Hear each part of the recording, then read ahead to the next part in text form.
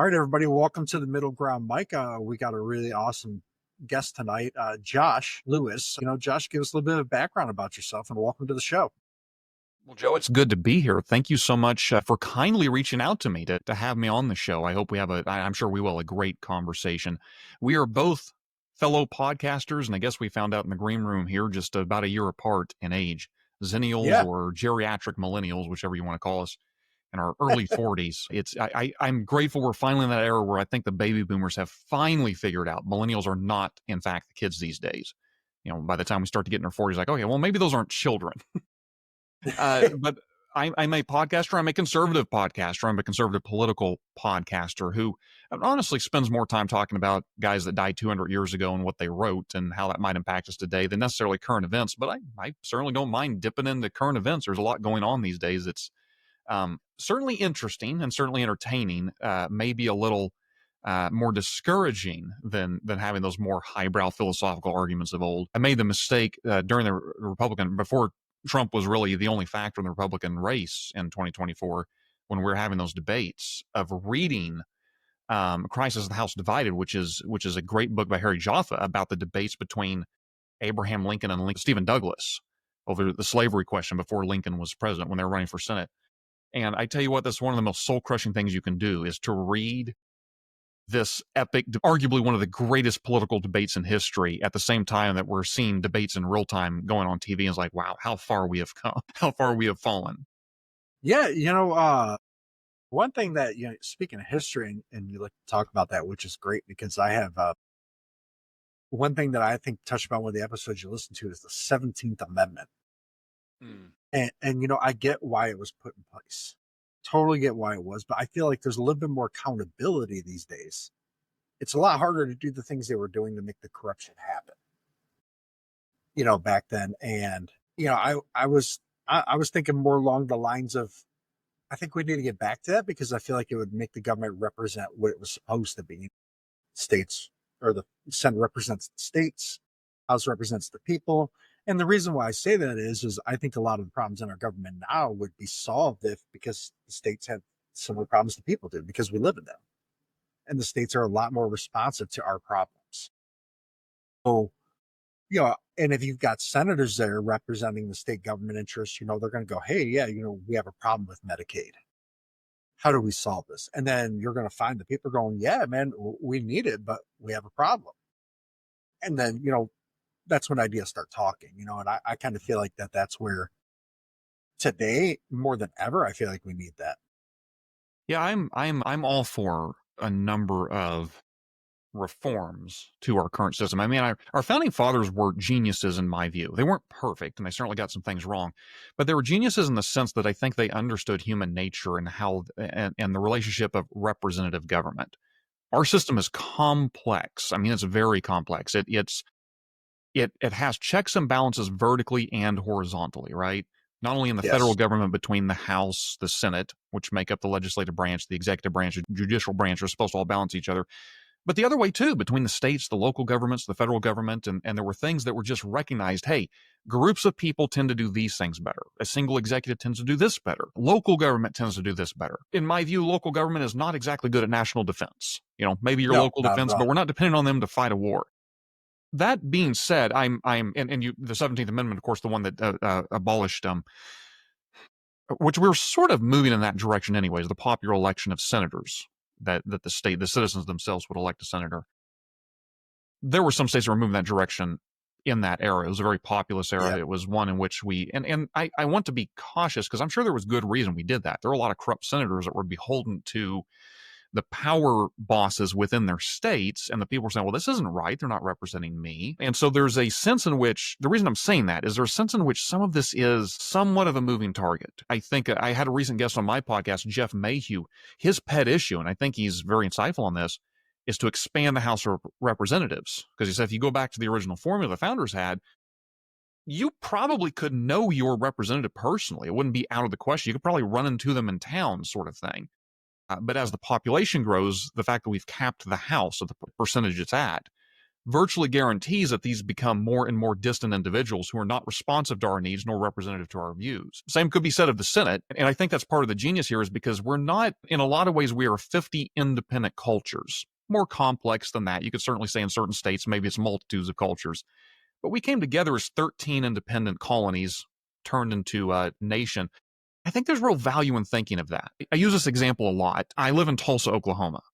It just so happens I live in both the city and the county of Tulsa. But when I tell someone I'm from Tulsa, Oklahoma, they all get I'm talking about the city, right? Not the county.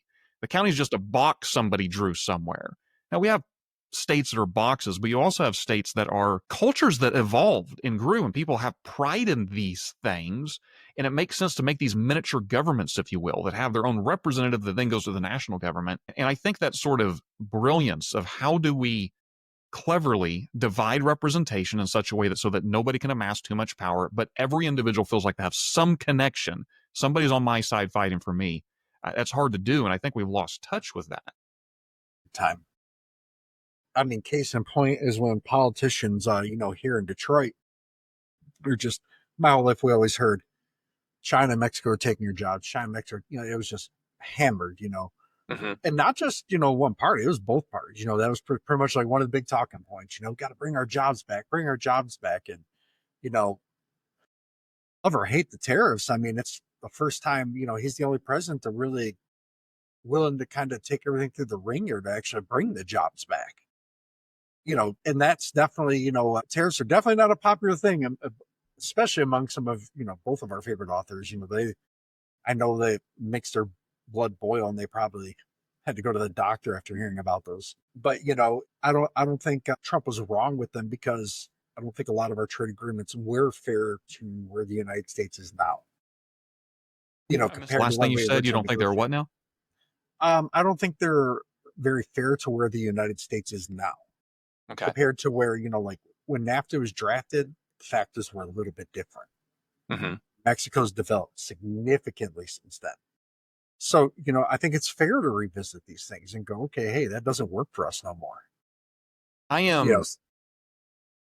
You make a good point. I'm skeptical about Trump himself being the individual in charge of this, and that his tariffs appear to me to be both arbitrary and also so multi-purpose that they're self-contradictory. We're told sometimes that tariffs is a means of increasing economic input. We're told that it's going to raise revenue. We're told that it's going to spur the economy. We're told that it's going to be a weapon against the Chinese government. We're told that it's going to bring jobs back. Maybe it could do some of those things, but it can't really do all of those things simultaneously. And it certainly can't do all those things if it's based on the momentary, constantly changing whim of one individual who seems to come up with percentages that don't make much sense. Somebody, when he announced on Liberation Day, somebody took a still shot of that picture and developed the formula. It was literally some sort of this was not a well thought through, okay, Chile needs a 0.4% tariff because it would bring this many jobs back. It was more, nope, we're applying the same sort of structure percentage. And so I'm not a tariff guy. I don't think they're good ideas. I'm also entirely open to arguments for them, because I think, to me, tariffs are taxes. I'm not anti-tax.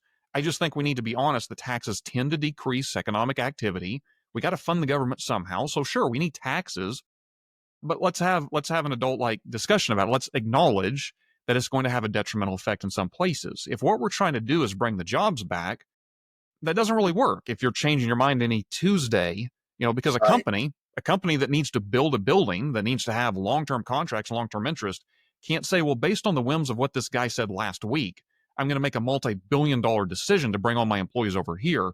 Oh, wait, he changed his mind. Okay, I guess we'll go back over the border. There needs to be some rationality and stability to this sort of decision. I will, and I know I'm talking a lot. I will say, when it comes to the softest part I have in my heart for tariffs is as an economic means of trying to put the screws on China. That's where it's at. Yeah, and a political leverage. And I don't know that that's necessarily going to help us economically. Maybe in the long term it could. Just my concern there is that this is being sold to us as a trade wars are easy, they're profitable, this is going to help us in the end. I really wished we had a sort of leader who would come to us and say, look, the Chinese government is a threat to Western civilization, to our way of life. Yes, we can profit through some sort of commercial exchanges, but it's gotten to the point that they actually are actively representing a threat. Right. I In agree. order to mitigate the threat, we are going to institute tariffs. Not because it's going to make us wealthier, not because it's going to bring any jobs back, but we have got to mitigate this threat. And that's going to cost you, American people. That means when you go to Walmart, you're going to pay more for those things made in China. And we're doing this because we think in the long term, it's in the national interest. It's in our security interest. And I wished we had that kind of adult-like conversation rather than we get to punish our enemies and somehow that's going to raise our revenue and we're all going to get our jobs back. Because I think that's unfortunate wishful thinking that will just lead to a lot of disappointment. Yeah, in a lot of sectors, I will say it would not benefit them. The one sector that I can say that it has benefited is the manufacturing sector here. GM just announced on a week or two ago that they're bringing back 3 models to be manufactured in the United States. GA announced, I think they're bringing some manufacturing back. A couple companies have, Apple committed like $500 billion in investment to manufacturing here in the United States. Mm-hmm.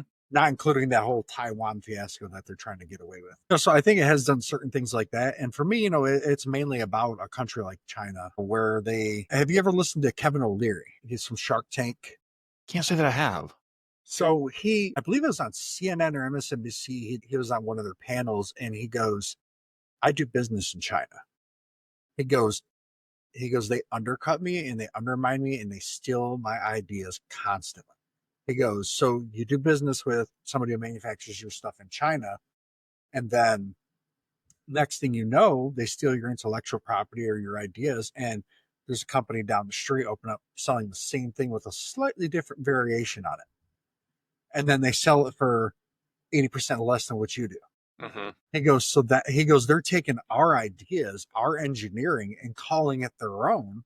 And everybody thinks that the Chinese are better than us when really all they do is steal our ideas for the most part. They're not as innovative as the world will supposedly, right, gives them credit for. I mean, they're very smart people. Don't get me wrong. I'm not calling the Chinese dumb by any means. Mm-hmm. But, he said, listen, we could solve this problem very quickly. He was critical of the 140% tariffs. He said, Jinping needs support from the people to stay in power. So he said, what we need to do is increase those tariffs to 400% starting tomorrow. And you ran the panel, I was like, oh my God.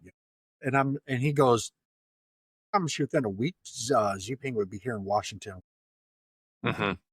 He goes, look at what 104% tariffs did. They already started shutting down factories in China.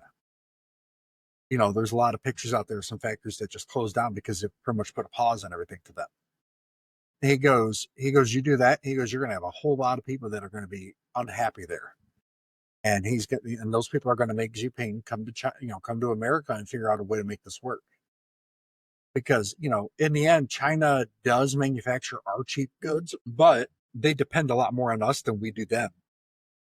If there was ever a trade war. Yeah, and this is why I say I regret that the individual who's in charge of all this is Donald Trump, who seems to have this. It seems stuck in his brain that a trade deficit is only a bad thing, or that if we're sending money to them and getting goods back, somehow we've gotten nothing from that process.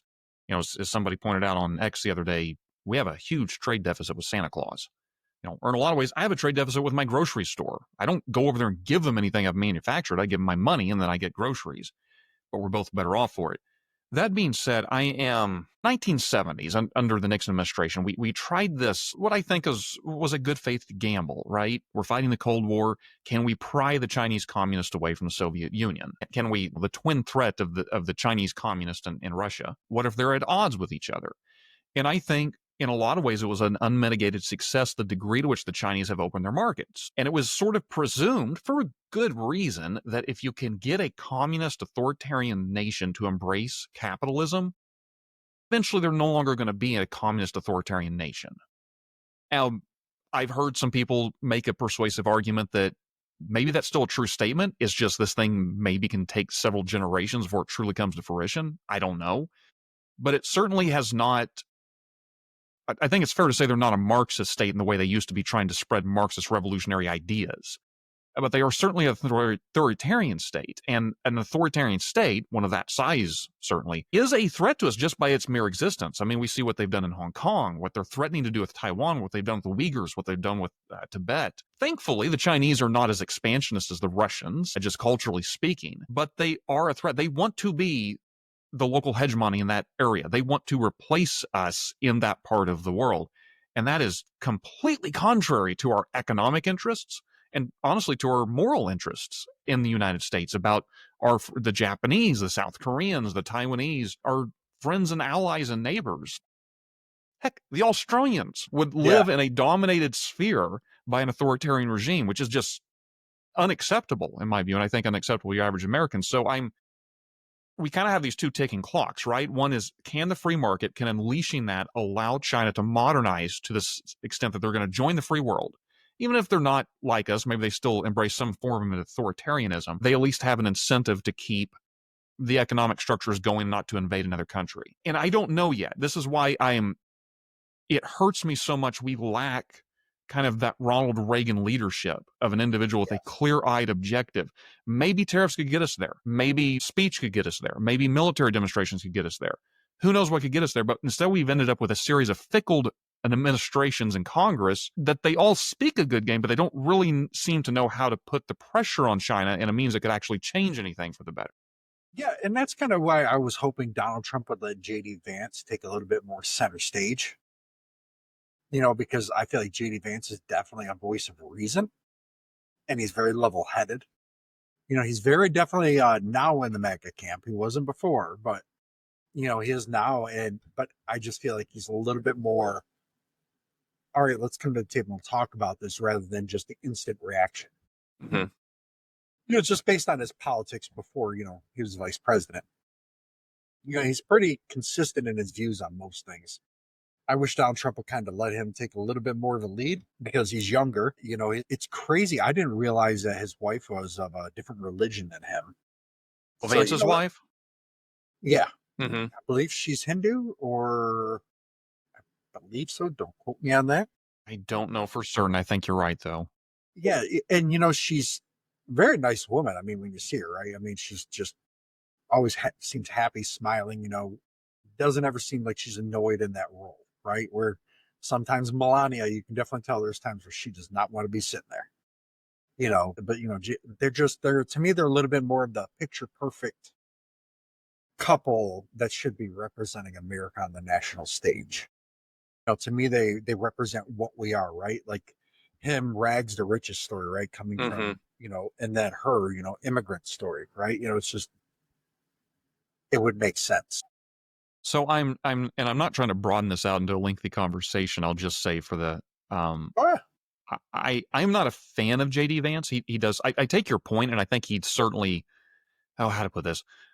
I quibble with him on economic and some foreign policy issues. I do think he's a more serious politician, and he's definitely smart. I think he's very capable. I think he's very cunning. I think he is far more serious a politician, and I mean that in a good way, than Donald Trump, who seems much more to lead by his gut. I also think, ironically, that's why Trump seems to do so well in our politics in this moment, is he kind of has this middle finger towards our political establishment. I'm just going to go my way because it's the best. Vance definitely is more within the political apparatus or system, while at the same time, I think it should be acknowledged, trying very hard to change the GOP to more of a workers' party, to something that it is not. Maybe one could argue more of a Teddy Roosevelt for the little guy type party. They're doing a good job at it so far. Well, so far, it's going to be interesting to see over this term if there's a genuine fracturing within MAGA. We've seen little fractures, but I don't know that they're going to last. And I think that's why I'm saying this, because Vance represents a wing of this broader MAGA movement. The thing they all seem to agree on is Donald Trump's our guy. When you start to ask him things about immigration, about foreign policy, about America's role in the world, about economics, about religion, you get a lot of different answers. And Vance represents a powerful slice of those answers, but only a slice. And so I think while he is very intelligent and very capable, I think it remains to be seen to what degree he could actually lead a national movement, because it remains to be seen whether or not MAGA is going to hold together in a post-Trump politics. Let's take a quick break. Please tune into my podcast, Ruthless Truth, hosted by me, Truth Davis. In this forum, I provide opinion, thoughts, truths on a wide range of topics based on my unique life experiences. In this week's episode, I tell the story of my pivotal meeting with Steve Jobs and how it changed the course of the development of the iPhone. It's a fun listen. Please check us out. Yeah, no, to be fair, I can definitely agree with that point. Yeah, I kind of look at Vance as the Republicans' version of Harry Truman. To where if he gets put into that spot, he may surprise us. Nobody expected Harry Truman to be who he became. Right. Harry Truman was a very private guy. And for the most part, I would say Vance is fairly private, as a overall. I mean, obviously not as private people were back then. And I kind of see like very, very similar situations with those two. Obviously, Trump's in nowhere near the situation FDR was. I think he would have folded all, But where I guess that I agree with Trump on a lot of foreign policy positions. Like, I love the fact that he got Europe to spend more on defense. Because a lot of the things that people hear, i.e. Bernie Sanders, AOC, oh, look at everything that Europe has. Well, yeah, because they don't got to spend the money on the military like we do. So, yeah, you can afford to give everybody a free, I don't know if you want to call it a free handout, but, you can afford to do these kinds of things when you're not spending $1 trillion a year. Yeah. And if Europe had to defend themselves the way that we do, Europe wouldn't be able to sit there and thumb their nose at us and go, well, we're better than you. And, and I think that's where America and Europe have kind of fractured in their relationship that has not really come to the forefront until Trump was elected, right? Where Trump's going, why are we giving you all this money and doing all this stuff for you when you're giving us the bird every time we walk by? And I'm like, and I think that appealed to a lot of people. They're like, yeah, I mean, every time I turn on the TV, I see all these protests, death to America, or even Europe, like they put our presidents down a lot, right? Because they disagree with our foreign policy, which is fine. They have every right to. But, Trump's kind of going, why are we giving so much to certain people who don't like us? I mean, just for, as a country, as a government, why are we subsidized? And I'm like, that makes a lot of sense, man. We got people here who could be subsidized, if you want to call it that. They could do those things. And I just don't think it was very conducive with our last several administrations. Clinton was a little bit more, he's a little bit tougher, right? But, Bush, he was a warmonger, but he was a little bit more coalition based, right? He wanted to build some bridges all the time. And yeah, you need that sometimes. And same with Obama, same way. Biden was the same way. But where Ronald Reagan was kind of in that, to a degree, like Trump, where he was like, hey, you're either on our team or you're on their team. And Bush was like that at the beginning, but then it kind of changed as he needed more support. But I kind of feel like they had those contrasts or those similarities. And I think that's what appealed to a lot of people who voted for him, because they turn on TV and they're just tired of feeling that way. They're tired of going, well, man, I'm over here broke and I'm feeding somebody who's getting free health care or giving them subsidized something, and they're saying they hate me. Like if your neighbor came out every day because they didn't like the trash can you bought or whatever, right? And they protested you, if your neighbor said, I'm starving, you're a lot less likely to give them food. I mean, most Americans, I think, would, even if they hated them, right? But your inclination isn't there like it would be in other situations. So, I guess that's kind of where I go with Donald Trump and the whole foreign policy thing. That's why I was very critical of him bombing Iran. Kind of seemed like, I'll go on a limb here and say that he was Netanyahu's stooge for that. I think he got goaded into it. Hard to say. Yeah, I'm. The problem is we're trying to squeeze foreign policy into a single back and forth, and there's a lot to respond to there. So I'm just gonna keep it on a fairly higher level. I would say it's you mentioned Reagan, and I think it's interesting. It's hard to draw too many comparisons between Reagan and Trump. Well, you can some, but it's a very different thing to say at the height of or at the waning days, I suppose, of the Cold War. What our foreign policy would have been, and the sort of you're either with us or against us. And I would even argue that in a lot of ways, you had a clear-eyed objective towards you're with us or against us in terms of global communism. we allied ourselves, and a lot of people criticized and still do criticize Reagan for the alliances we held with some pretty terrible people, to be frank. But we did it for the larger purpose that we felt it would get us to the end goal of ultimately destroying the evil empire, which I think one could argue it did. It had that effect. But in the process, we ended up propping up all sorts of terrible regimes because they were in alliance in that sense. And that's very different than the sense of you're either with us or against us in some sort of you either like us or don't like us. We certainly showed resolve of, hey, we'll work with the people who don't like us because we have this common threat. We have a common enemy who is perceived to be an existential threat to our very existence. I think there's a lot of ways in which you and I don't align on foreign policy, Right. but I will. That's totally fine. Yeah, and I don't mind getting into that conversation. Yeah, My only hesitancy is it's such a big conversation. It'll probably serve us well to maybe pick a little piece of it, if you will. Oh yeah, yeah. I guess for me, like kind of like referring to how one of our favorite authors, Thomas Sowell said, essentially in so many words, I believe it was Economics was the name of his first book, right? Off the top of my head, it wasn't Basic Economics, it was just Economics, right? He has the book Basic Economics. Yes, yeah, I believe that was one of his first books or his first book. It's one back. It's a big one, but it's a good one. I've got it back here somewhere. Yeah, he pretty much just said, foreign policy is a drain on our budget. Well, sure. And I think that's why and overall, I would definitely say I'm more of an isolationist as overall as a person, right? Definitely more of an isolationist. I guess I wane tired of the too much international situations going on that we're involved in that I don't feel like it's our place to tell certain countries how to live, right? And I feel like that's what we do sometimes. We're only over there for certain, in America, a lot of our countrymen died, when we fought the revolution. If some of these folks in other countries are upset, hey man, you need to have like a big uprising. Then okay, maybe it's okay to get involved. But I don't think it should be a good chunk of America going in there and doing it, and then we help them build an army. No, man, there's got to be some significant, not necessarily money because a lot of them are not wealthy, right?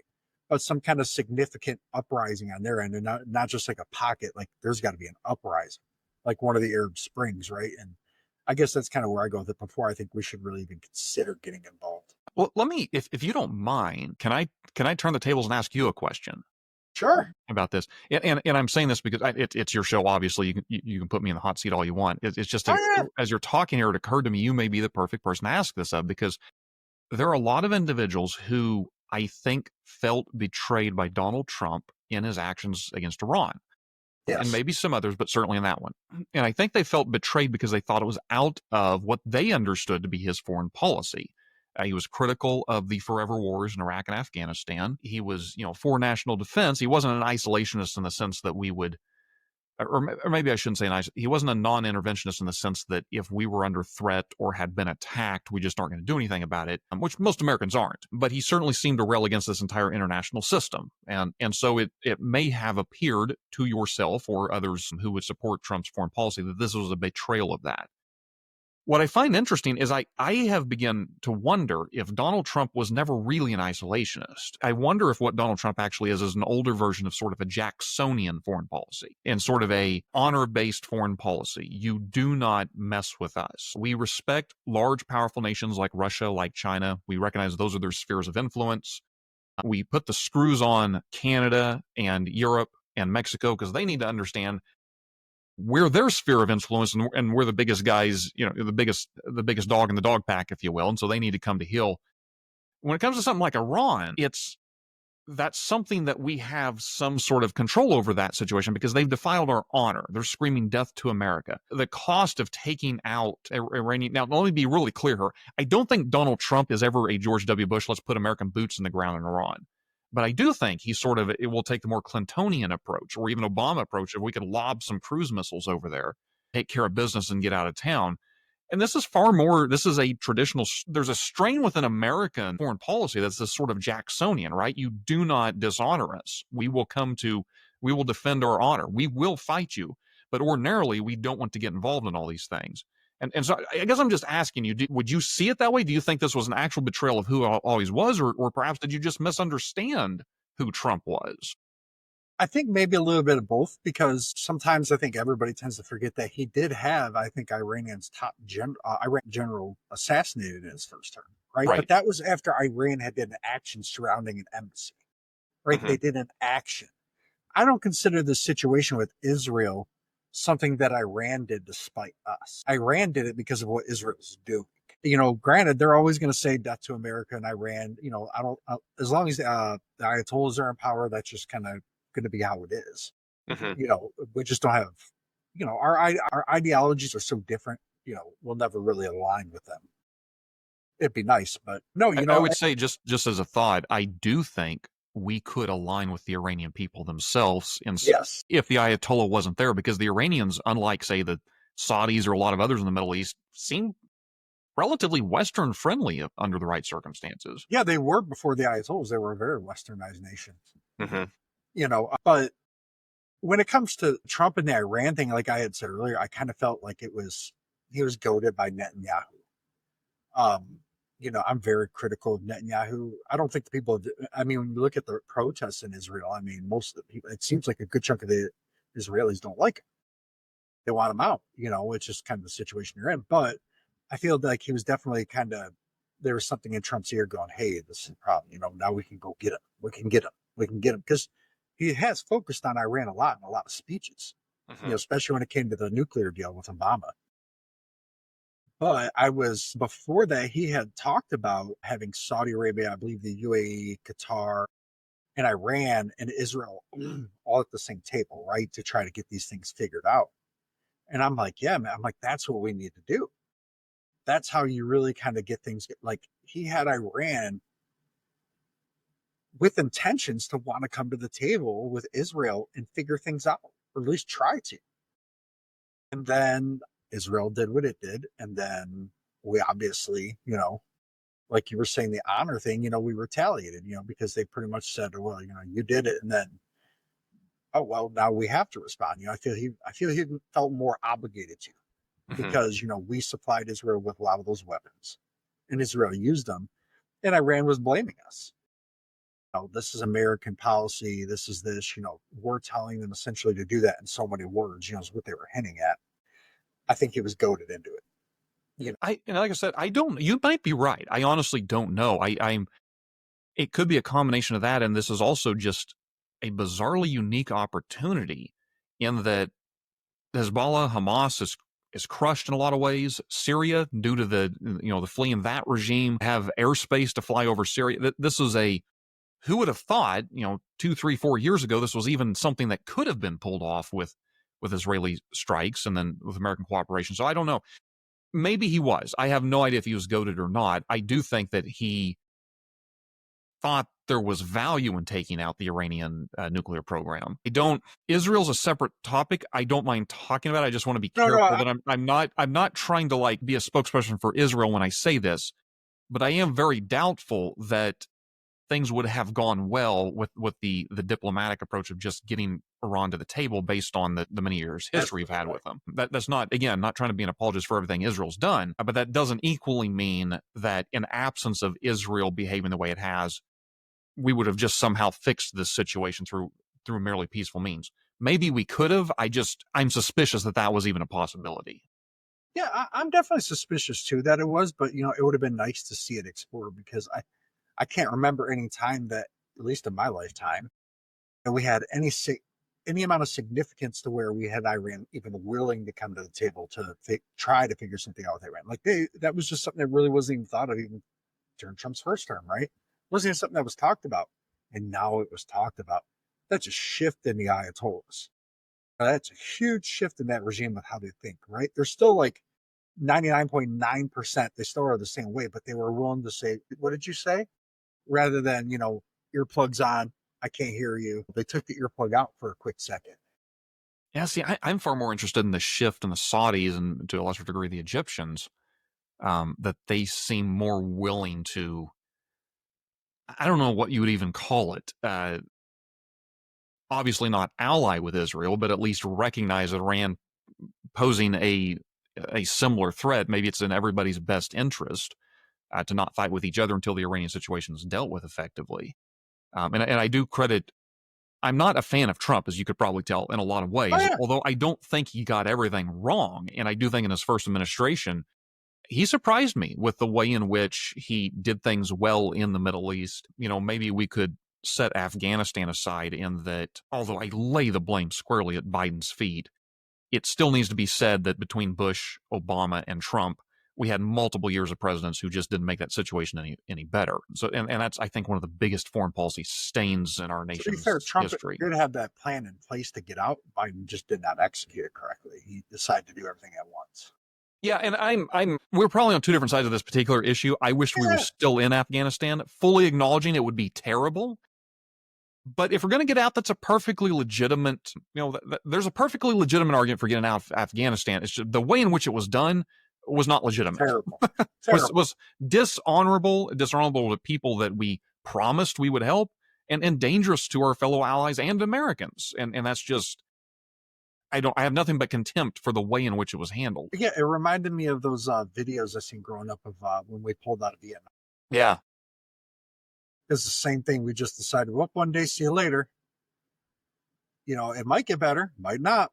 Bye. We're not coming back. And that's just, not that that's funny, but they, Afghanistan's kind of like where like Syria, right? Syria, the people there got so fed up with it that they lobbed a long, bloody war to free their country, right? Mm-hmm.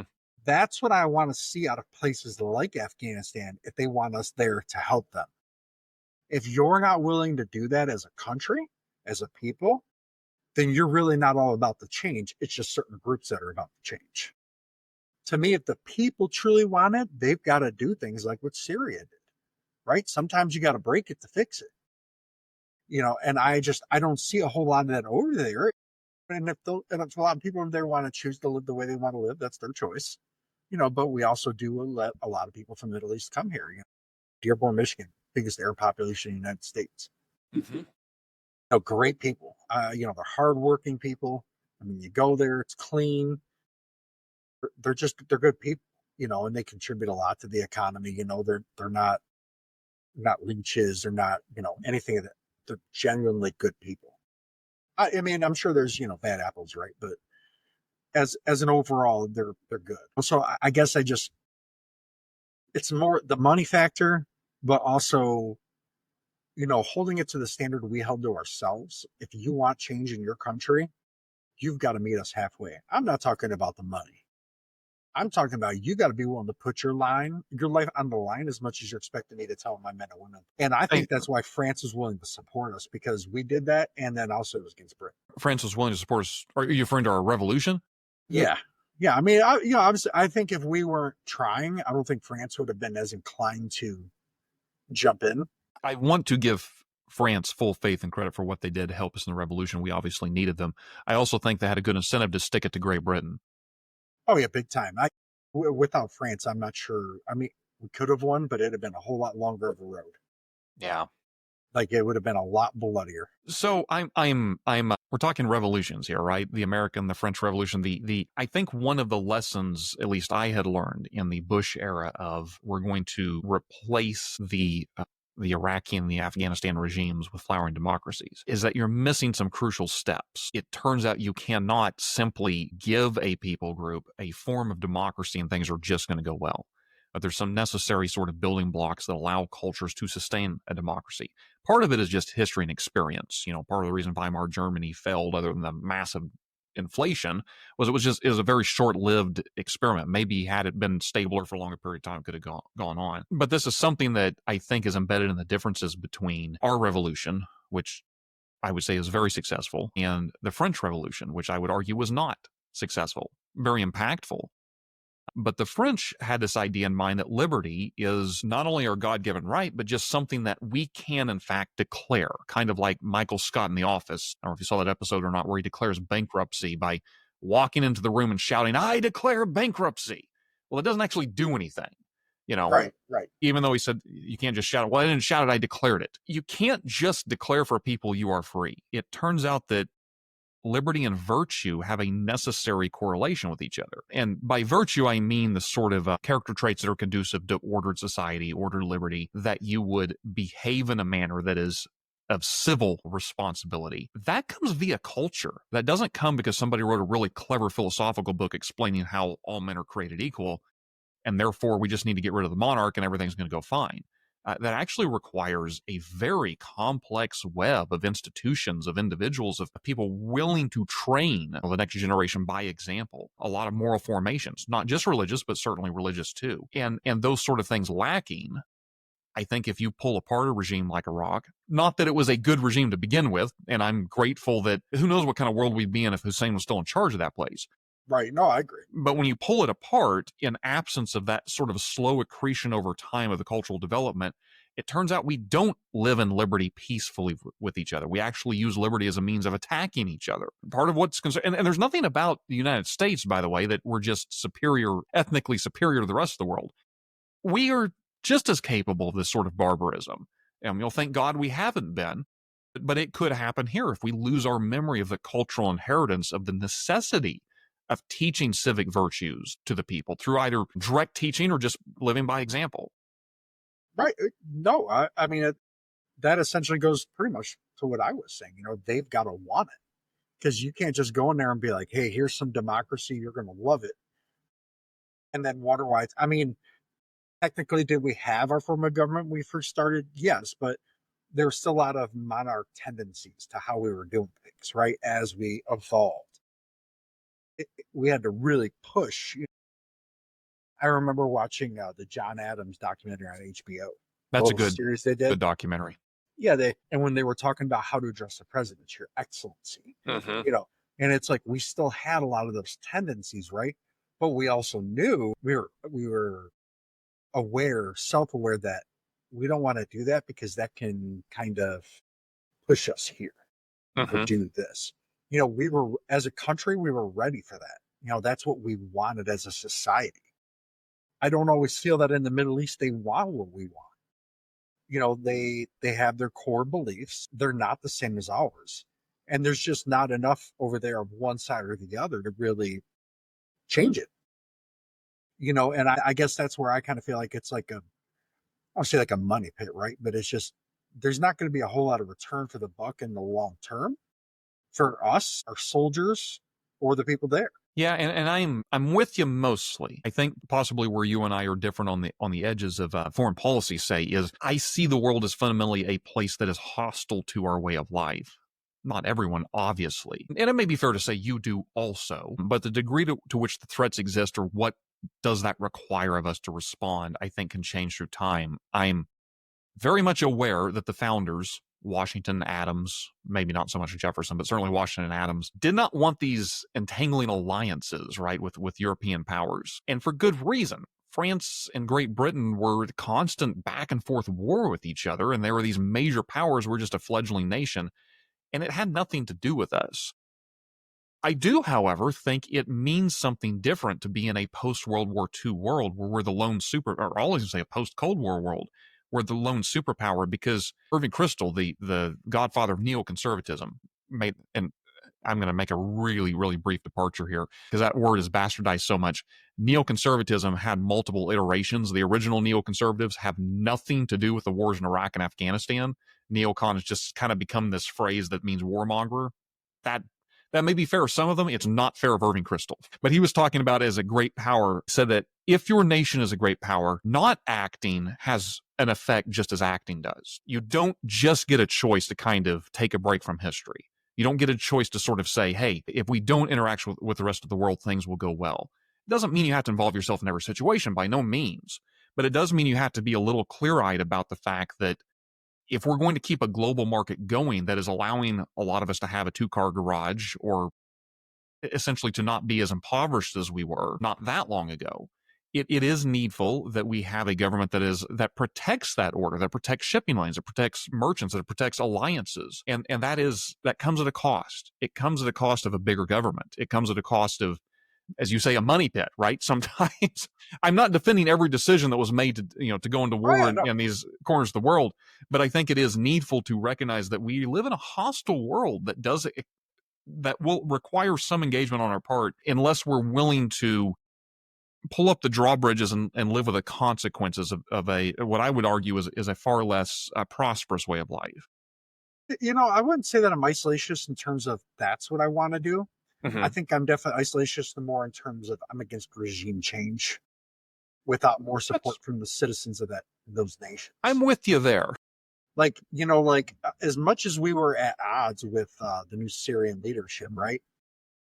They were like, whether we have anybody's support or not, we're doing our job. But once they got in there, they were like, yeah, we want to do business with the United States. Hmm.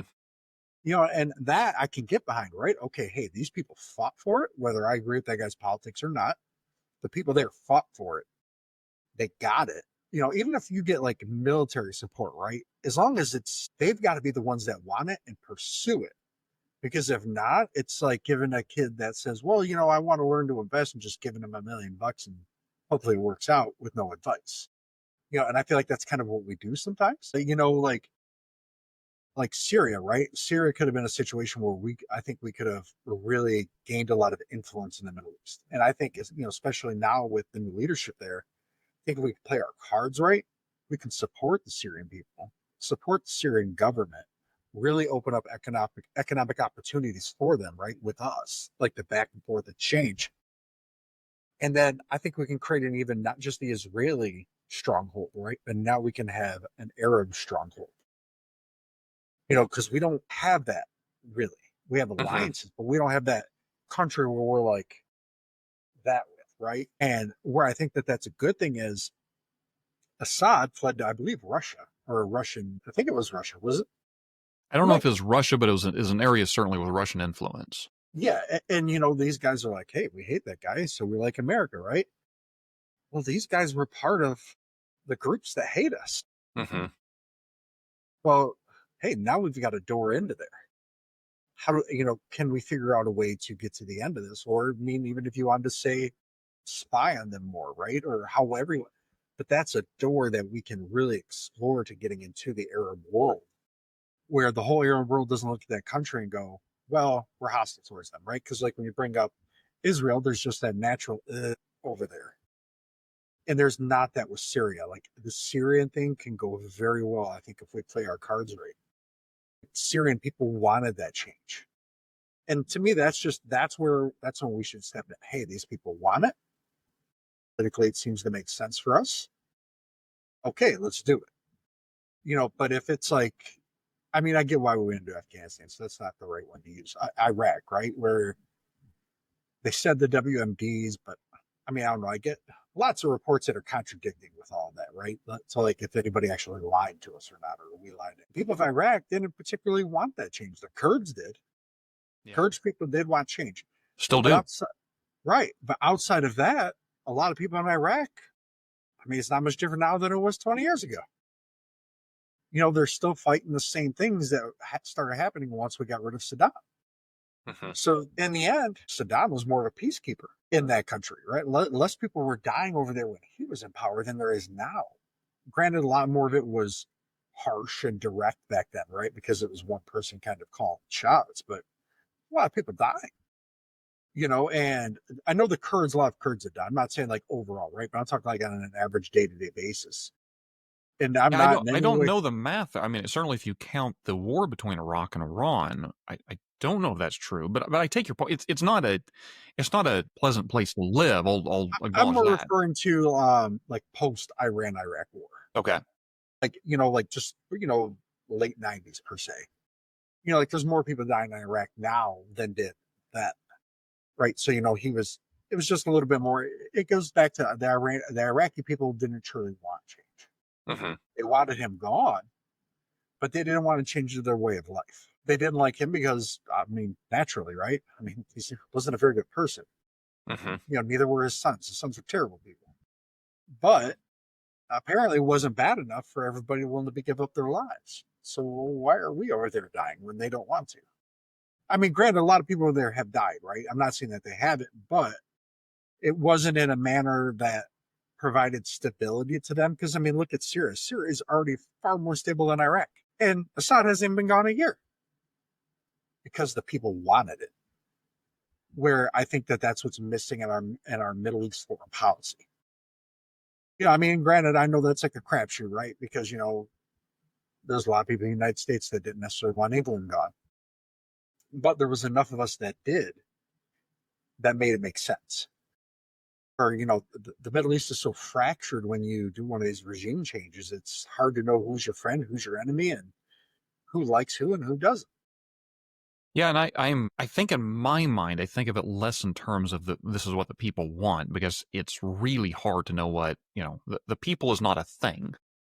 It's hard to know Yeah. what the people want. Sure, some people want this and other people in that same area want a complete opposite thing. I think it may be fair to say, though, that we are guilty of entering places like the Middle East with a high degree of hubris, of believing we understand they would want these things once we give them to them. They want liberty in a manner in which we understand liberty. They want to be westernized in a manner in which we understand Western civilization. And maybe that's just a lack of imagination on our parts, because we're stuck here in the United States and it's hard to know how the rest of the world works sometimes. I think we're probably more in alignment than not when it comes to the hubris of, say, a regime change in a place like Iraq. I don't know if I share necessarily your mechanism of, if the people want it, therefore we get involved, or necessarily or supportive in some degree. I think that's hard to measure. And I think that's why, kind of going back to the beginning of the conversation, I think it requires clear-eyed leadership. I think it requires a steadiness of kind of that Reagan character. This is the evil empire. We are going to defeat global communism. He did not say we're going to fix every nation in every corner of the world. We can't do that, but here's an existential threat that is a blight on humanity, and a moral blight, not just an economic, not just a military blight. And we're going to do what we need to do and recognize that sometimes it means we're going to have difficult alliances. I think in that sense, you could argue, maybe to a degree, Ronald Reagan wanted regime change, but he didn't have the hubris to think, therefore, we're going to put American boots on the ground in Moscow and force them to open, a McDonald's, if you will, in every corner. Although ironically, they kind of did, and then it didn't go well for them, because there again, their culture was not conducive to that form of liberty. But I guess I would say I am for regime change, providing its international interest. We're not behaving in a manner that's haughty with hubris of just presuming we know how it's going to go. Because I would like to think that there are individuals who in Iraq maybe did not like us, don't see eye to eye and never will, but still hated Saddam Hussein. And maybe there was a middle ground to getting rid of the guy that potentially could pose a threat to us. That's a whole other conversation, right? Did he have weapons of mass destruction? What was he going to do with them? Blah, blah, blah. Maybe there was a middle ground to eliminating those threats while not believing that you're going to install, Kansas America in the middle of the Middle East. I think there's a middle ground there. Oh, yeah. I mean, middle ground. Right. Yeah, no, and that kind of goes back to, the people who were, I'm terrible with names, so I don't want to say the guy's name, but the gentleman who's in charge in Syria now, right? Mm-hmm. He's not necessarily a fan of the United States. No. But he recognizes reality. He's like, hey, now I'm the one in power. Let's do business, right? We don't need to fight each other. Let's figure out a way to make it work. And that, I guess, if you have enough of an uprising for that, I guess that's kind of where, I'm okay with it. But yeah, we definitely do need clear-eyed leadership, because even if you did have a group out there like that, they may be reluctant to trust somebody like Trump, right? Like if it was the American Revolution, the revolutionaries would not have trusted him. Because we don't know what we're going to get. Not that like he's anti-American, right? I don't want people to think that's what I'm saying. I'm just saying they wouldn't have trusted that indecisiveness. Well, and I'm on that note, I think one of the biggest things I fear, Joe, to be honest with you, is that we appear to be moving into this world where, let's forget Trump for a moment. I mean, he's not going to be here that much longer, presumably. I would like to think he's going to step down after this this term. But we cannot afford to move into a world that if the Republicans take power, we're pro-Israel and pro-Russia. And if the Democrats take power, we're anti-Russia and anti-Israel. Right. We can't be in a world in which our global alliances depend on which party happens to be in power. I don't mean that there aren't occasional differences between the parties. We've always had that. But this notion that our leadership is so fickle that based on the whims of an election, which freaking goes back and forth every 4 to 8 years anyways. America hasn't had a consensus of a political party in 20, 30, 40 years, that the rest of the world, if they're going to look at that, are just going to say, the gig's up. I do not know over the long term if America's on my side or not. I'm going to have to move in that direction. And the reason I say this is because I think one of the most dishonorable things Trump did in his first term was essentially turning his back on the Kurds.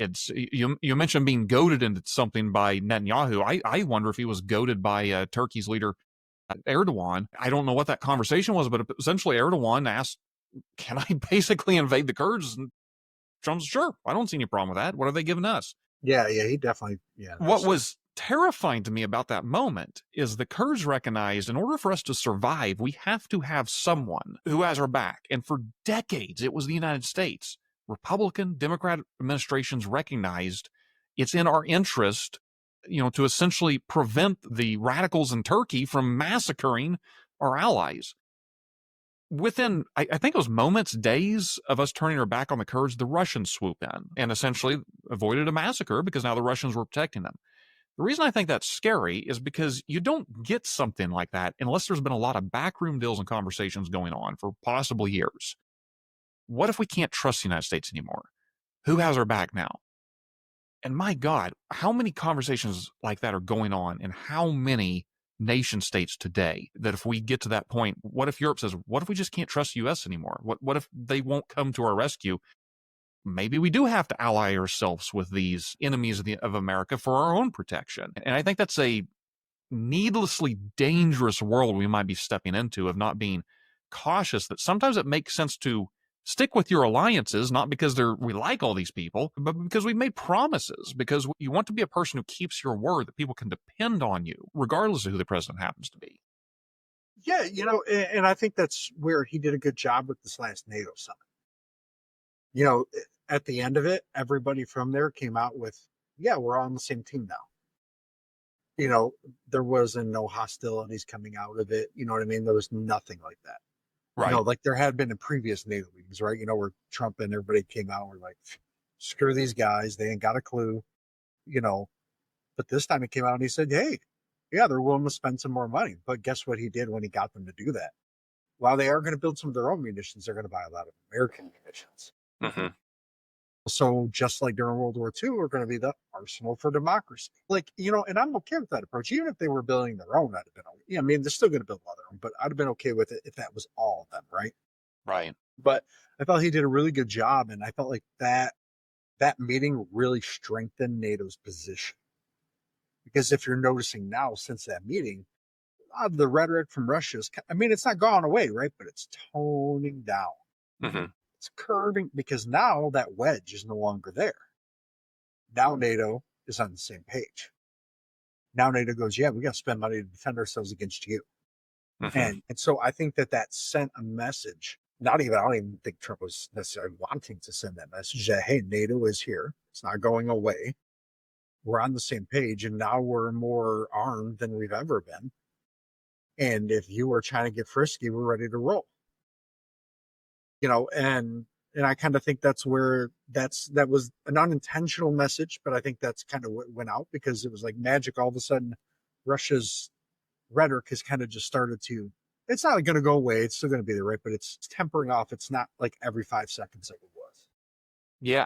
And I'm by the way, for you, that I too am grateful anytime Europe steps up and funds more of their own defense. I think we're unfortunately living in the era of good things happen via unintended consequences sometimes.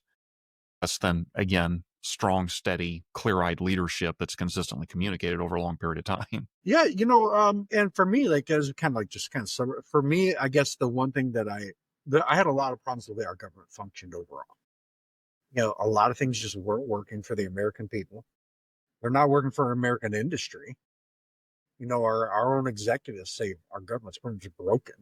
Mm-hmm. And it doesn't get anything done. I mean, the United Healthcare CEO, the one that got shot, his successor, the temporary guy, said, America doesn't have a healthcare system. We have a patchwork. We don't have a system. Like, we have a system for a lot of things here, but healthcare, we don't. Our healthcare system, or whatever you call it, it's not even capitalist. It's told what to do by the government and charge what you want. We write a blank check. That's kind of how it's handled. Mm-hmm. But, it's more of the systems that we have needed to be torn apart. And I think that the next president is going to be able to reshape our government that takes us into the next wave of America's future. because our currency was long before Trump, our currency was already slipping. The strength of our money just wasn't there as much. Energy was becoming a problem. Like how we were going to have, like we didn't have consistent, like, hey, we know we need cheap energy for America to thrive. So we're going to chase the most expensive thing that we haven't really put a lot of money into and try to do it all at once and go crazy with the costs. Mm-hmm. The solar situation, right?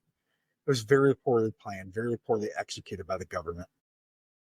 And so I guess that's kind of where, yeah, these things do need to be broken apart. I think that the next president's going to come in and they're going to have a lot more leeway to go, okay, we want to shape this to do this. We want to shape the, like to reshape the federal government because it has not been completely reshaped since Eisenhower, really.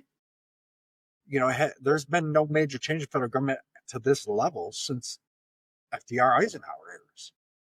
No, I think you're right. And Joe, I got to tell you, I wished I shared your optimism. I agree on a lot of points, and maybe that's the problem. I'm a dreary conservative, right? Always seeing the glass half empty. I do agree shakeup is needed. I do agree we're stuck in this in a government that doesn't work.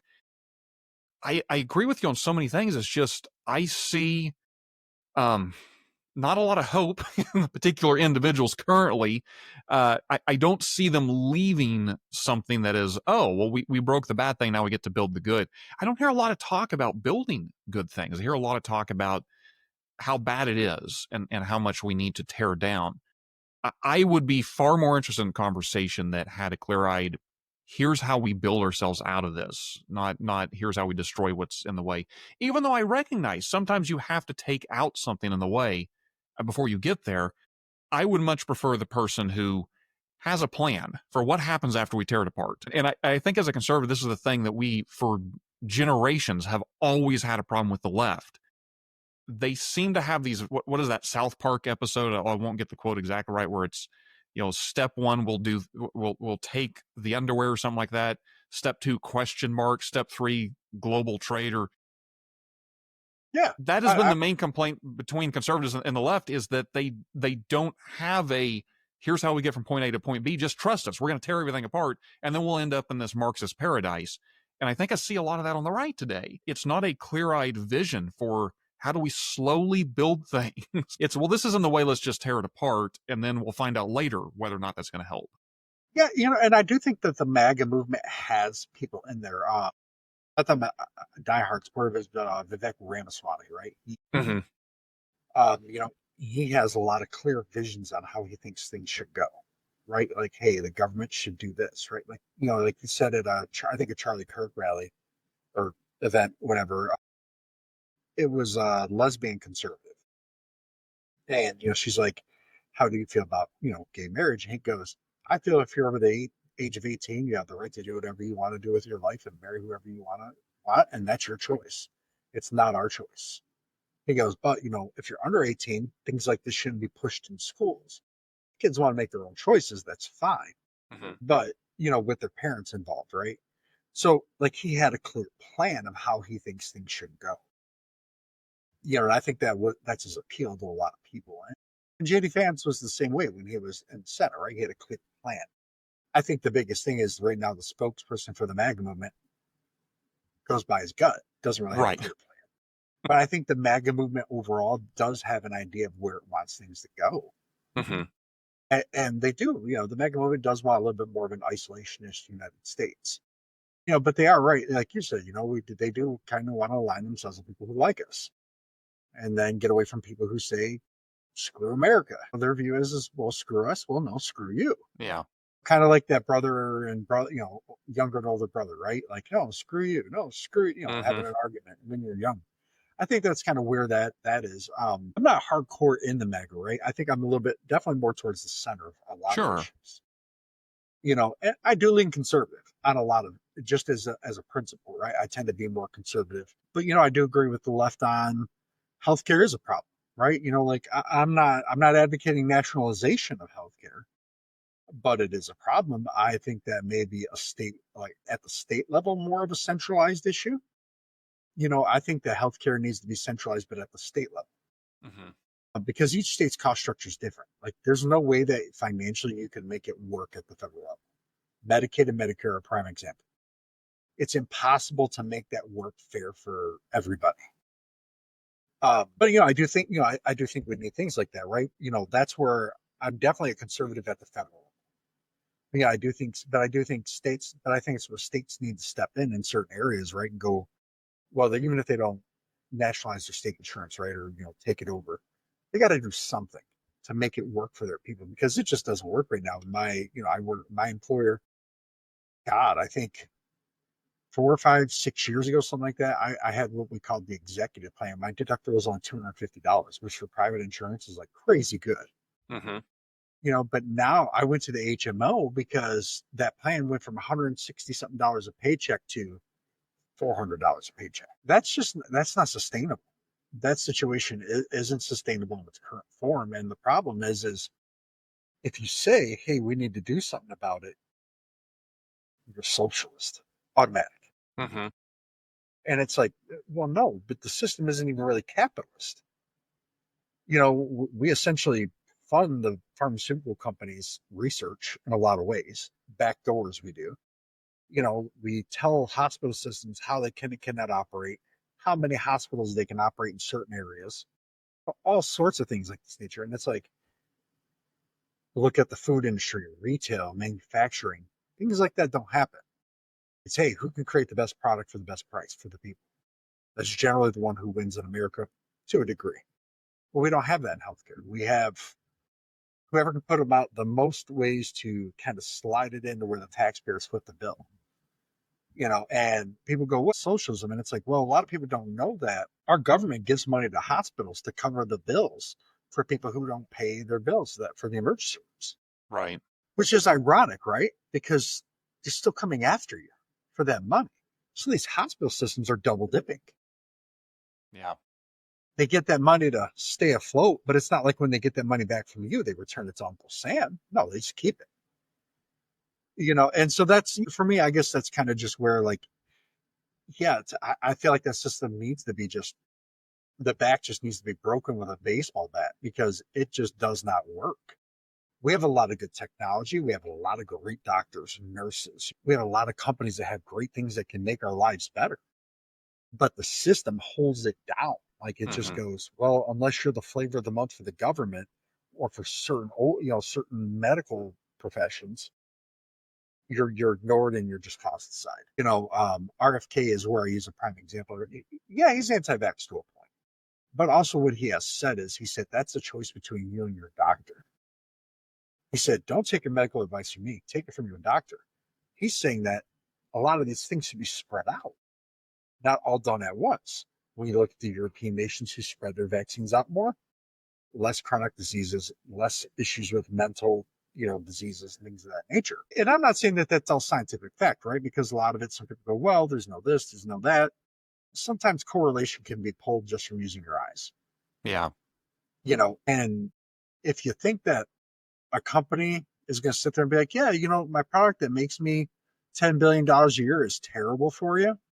They're never going to do that. It's just not going to happen. I mean, that would be like trusting, Uncle Sam to spend your money right. It just doesn't happen, and I think that's kind of where I go with a lot of it. And that's where I think it was crazy. That's how Trump got a Kennedy to convert to. Yeah, it was well, once again, there's so much I could respond to there. I want to try to be careful. No, I appreciate it. But I'm reminded of I think our healthcare system is very much like our immigration system, which is how do you reform it? Well, you don't start from here, right? Pick a different starting point. We can't. We're stuck with this one. I do agree that there is a necessity to sort of break the system we have now. I guess what I was suggesting was that in many respects, I am reticent to have let's break the system now and then figure out what happens if we don't have in place some clear-eyed people that know, here's what we should do. Now let's break the system. However, and let me just be frank, healthcare is not my jam. I don't want to put on airs like I know what I'm talking about there.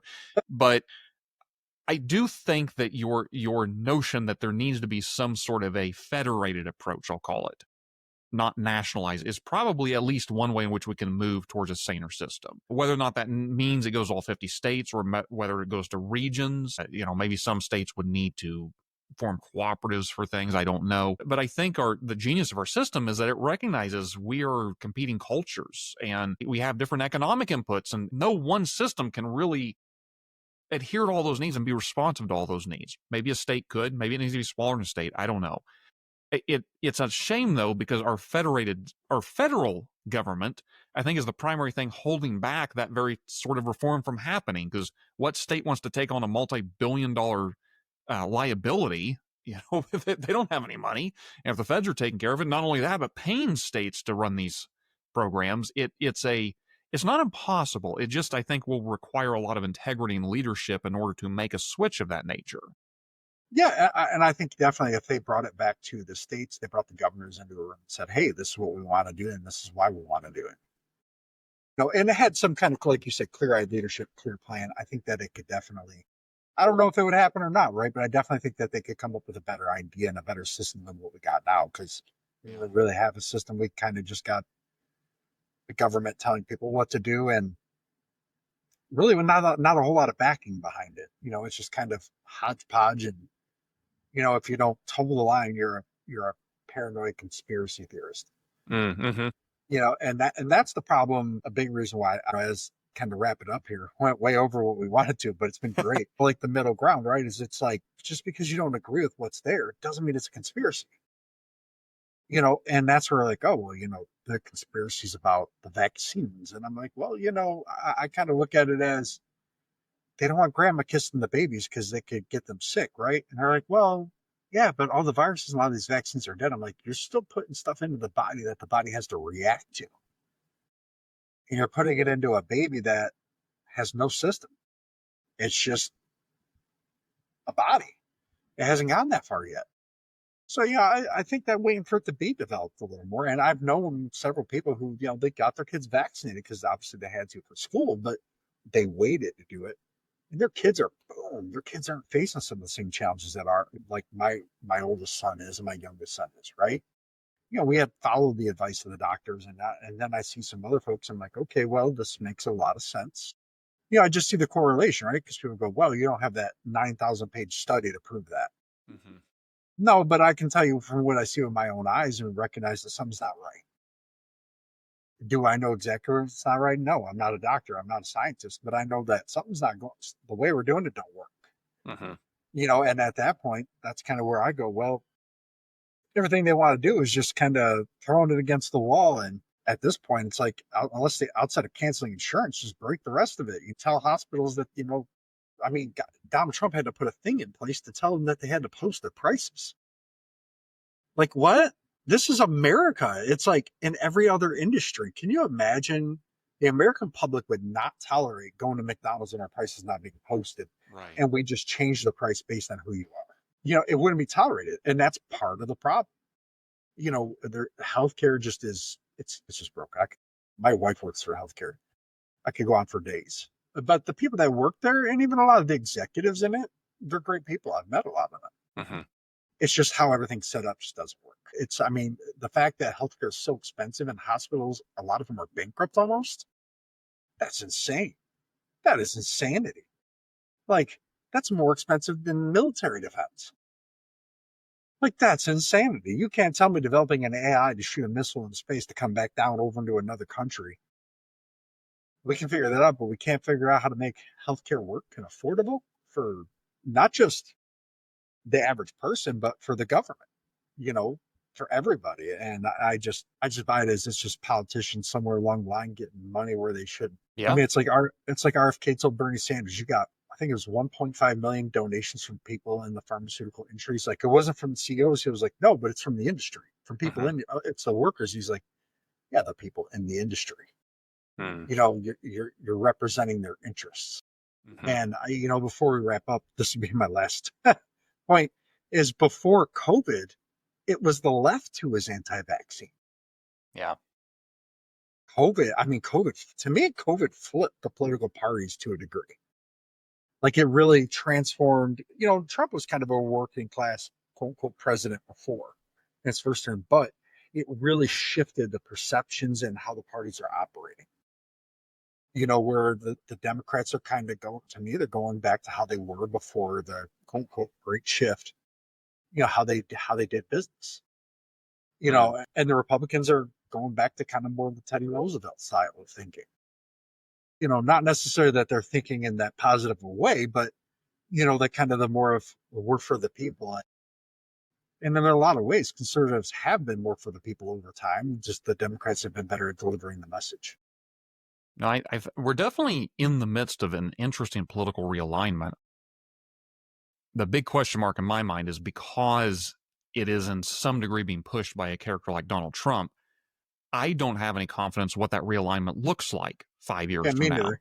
And I don't know if that means things snap back into place. Probably not. It probably means they look very different than we can currently imagine. And that's, and I, that can be good. It could be celebrated. There's plenty of wrong with our politics that we need to snap out of. But I think in the end, wherever the realignment is headed, it is going to be necessary for America and Americans to behave with those virtues I keep talking about, with a lack of hubris, with humility, with a sense of this is who we are, with a pride in where we've come from and I think if we maintain those virtues, it does a better job of ensuring that where our political parties eventually line up will produce the very leaders that we would hope to have. And if we fail to do those virtues, I think we'll continue to be stuck in a very destructive civil discourse that we just sort of peter off, and it's kind of like we're detached from the International Space Station, kind of wandering off in different directions. And I think it's that America only works if Americans work, right? It's not just about the president. We have to behave in ways that are conducive to good government, to liberty, in effect. Yeah, no, most definitely. I mean, you're 1,000% spot on right there. Man, I've really enjoyed this conversation, Josh. I mean, it's been great. Awesome. If you ever have any, stuff that relative to anything, we kind of went over and you're doing an episode, I would be glad to jump on and definitely have you back. Okay. I'm telling you, I have found that there's a lot of good conversation out there in civil, right? Like you're more of definitely the traditional Republican. I'm a blend between traditional and MAGA, right? Mm-hmm. And if we were out in public or not out in public, but on Facebook, a lot of people like, oh, you're a socialist left wing nut job, like da da da. That's kind of like, and I'm like, man, we got to get away from that because there's a lot of people on the left that I do think, I don't agree with the way they want to do it. I do think they have some sound ideas and sound basis for what they're saying. Like I don't agree with a lot of the ways they want to do it, but it's like, case John Fetterman. Yeah, he's an interest. I disagree with John Fetterman's politics. I am a big fan of his approach to politics, and I think we need more John Fettermans on the left and the right. Right, and he stands on his principles, and he tries to stand for, even if we don't agree, we got to do what's right. And it's like, man, give this guy just kick Trump out of power, put this man in there, and just let him have a run at it, man.